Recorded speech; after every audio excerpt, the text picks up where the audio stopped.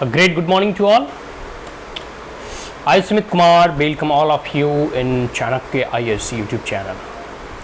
My dear friend, आज हम लोग इस वीडियो में पॉलिटिकल साइंस और इंटरनेशनल रिलेशन का एक PYQ जो कि 1985 में पूछा गया है उसे समझने का प्रयास करेंगे, उसे एनालाइज करने का प्रयास करेंगे। Is that clear? तो आइए हम लोग पहले इसका क्वेश्चन पढ़ लेते हैं। देखो, क्वेश्चन है लोकतंत्र से संबंधित और poor and vulnerable section of the society से संबंधित। ठीक है, मैं कुछ शब्द को इसलिए फाइंड आउट पहले ही कर लेता हूं क्योंकि कई बार होता है ना कि question as it is repeat नहीं होते, लेकिन जो थीम होता है वो रिपीट करता है नेक्स्ट क्वेश्चन में। तो डेमोक्रेसी का impact poor and vulnerable section of the society पे क्या पड़ता है, या किस प्रकार लोकतंत्र उसके जीवन को ऊपर उठाती है, या किस प्रकार लोकतंत्र एक सामान्य जन के जीवन को प्रभावित करती है, ये सब लोग इस थीम को जानते ही होंगे। और लोकतंत्र किस प्रकार से दबे कुचले वंचित शोषित पीड़ित दलित के जीवन में प्रभाव डालती है, इनसे संबंधित कई बार क्वेश्चन ऐसे में भी पूछे गए हैं, GS2 में भी पूछे गए हैं। और क्योंकि यह ऑप्शनल सब्जेक्ट है पॉलिटिकल साइंस और इंटरनेशनल रिलेशन, तो इसमें तो पूछे जाते ही हैं लोकतंत्र के ऊपर। आइए क्वेश्चन पढ़ते हैं। ठीक है, democracy has not enabled the majority of poor people of group and sorry democracy has not enabled the majority of poor people to grasp and organize themselves utilizing political power to advance their own interest। यह एक statement है, यह जो है गुरनार माइट्रेल के द्वारा कहा गया है कि जो लोकतंत्र है उसमें जो बहुसंख्यक गरीब दलित वंचित शोषित जो लोग हैं वो जो है पूरी तरीके से अपने आप को ऑर्गेनाइज नहीं कर पाए। देखो, कई बार आपने इंटरेस्ट ग्रुप के बारे में पढ़ा है, प्रेशर ग्रुप के बारे में पढ़ा है, वो एक ऑर्गेनाइज्ड सिविल सोसाइटी के बारे में आपने पढ़ा है।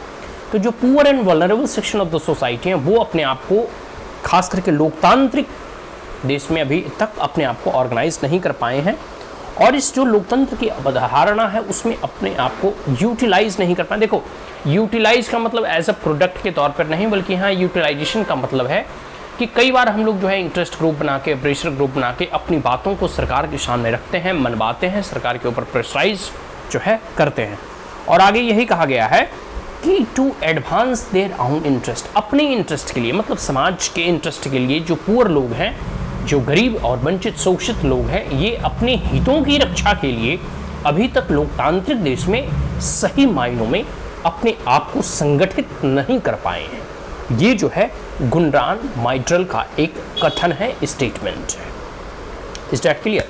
आगे देखिए इसमें क्या है, हमें इन प्रश्नों को क्या मतलब, प्रश्नों को लिखते समय क्या उत्तर देने हैं कि एग्जामिन दिस स्टेटमेंट, इस स्टेटमेंट को एग्जामिन करना है कि सही मायनों में जो गरीब लोग हैं, जो वंचित लोग हैं, क्या वो इस लोकतांत्रिक प्रक्रिया के मुख्य धारा में प्रवेश कर पाए हैं या नहीं कर पाए हैं। ठीक है, examine this statement and give your own analysis, आपको अपना विश्लेषण प्रस्तुत करना है, an assessment of the nature and outcome of the Indian experiment of democracy.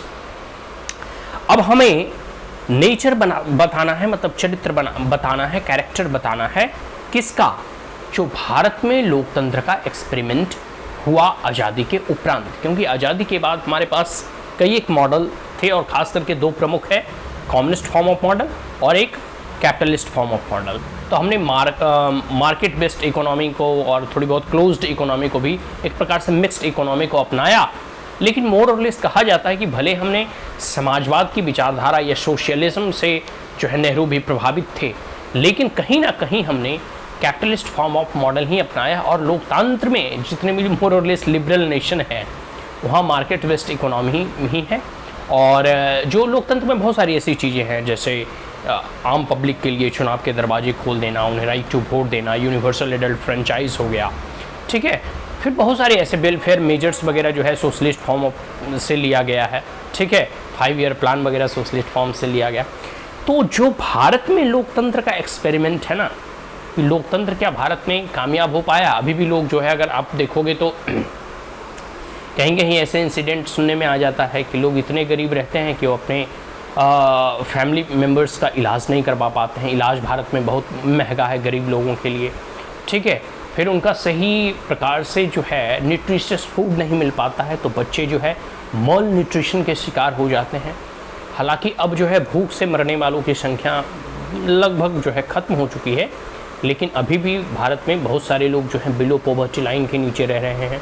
उनका रहने का एक अच्छा मकान नहीं है, एक अच्छे सेट्स नहीं, तो बहुत सारे ऐसे चीज़ें थी। हालांकि भारत सरकार के द्वारा कई सारे ऐसे स्कीम जैसे प्रधानमंत्री आवास योजना, नल जन योजना, राशन कार्ड की व्यवस्था करना और बहुत सारे ऐसे प्रोग्राम, वेलफेयर मेजर्स वगैरह चलाए जाते हैं। बट स्टिल हम यही कहेंगे कि हमें अभी long journey we have to achieve, हमें और एक लंबी यात्रा तय करनी होगी हम अपने लक्ष्य को अचीव करने के लिए।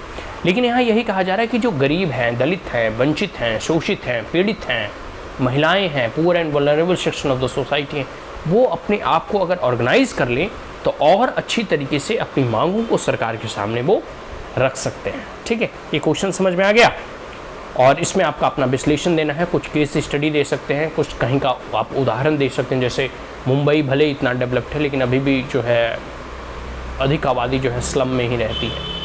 तो ये सब सारे चीज़ें हैं जो हमें देखना है। अगर आप देखोगे तो अभी भी गांव वगैरह चले जाओगे, हालांकि इलेक्ट्रिसिटी वगैरह की बहुत अच्छी व्यवस्था हो चुकी है वहाँ, लेकिन फिर भी अभी भी हमारे देश की लगभग 75 नहीं तो 70% आबादी तो अभी भी गाँव में ही रहती है।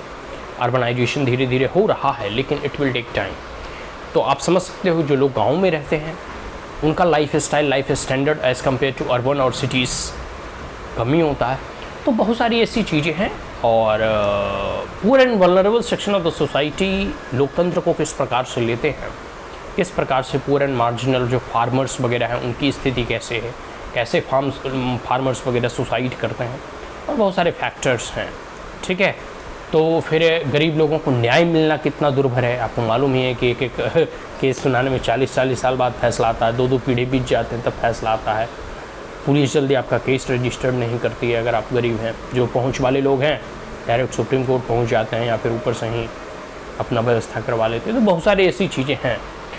तो इस लोकतंत्र को एक गरीब के चश्मे से देखें तो कैसा दिखाई देता है, इसमें यही मुख्यतः कहने का प्रयास किया जा रहा है। Is that clear?